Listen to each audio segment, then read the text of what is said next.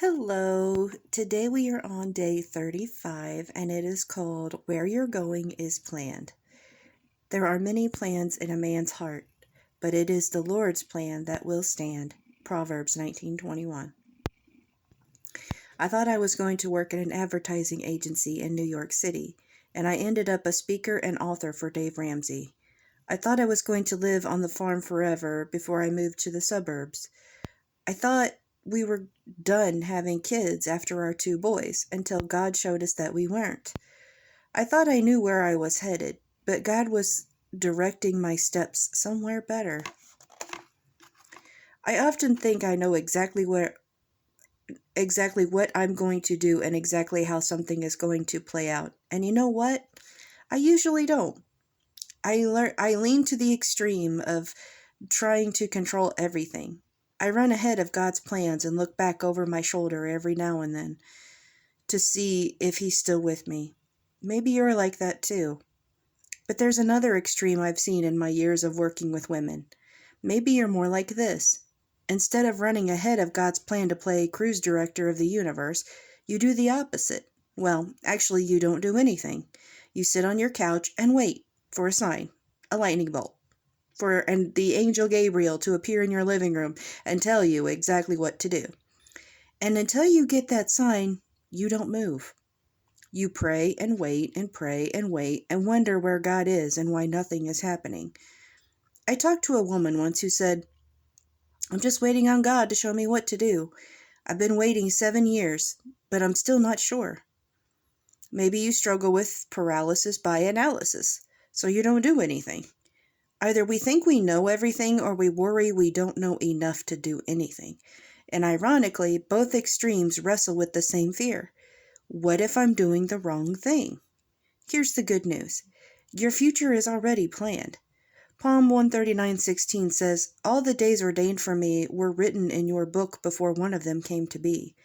And like we talked about on day 32, God has plans for you. "For I know the plans I have for you, declares the Lord." Jeremiah 29:11. It's a fact. But the best part is, if you're walking with Him, you cannot screw up those plans.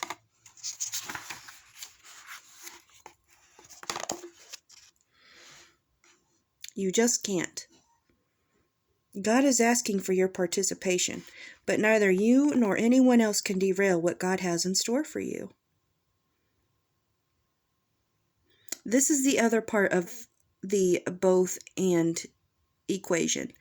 We're responsible for us, but God is ultimately in control. It's like Proverbs 19:21 reminds us, "There are many plans in a man's heart, but it is the Lord's plan that will stand." If you're like me, you can work on slowing down to walk with God so you can be more in tune with what He's doing and where He's leading. And if you struggle with the opposite extreme, you can work on getting moving. God can turn a moving car, but He won't steer a stalled vehicle. Practice taking steps of faith, even without all the information. We can all work toward maturing so that we can better discern God's will for our lives. Romans 12:2 says, "Be transformed by the renewing of your mind.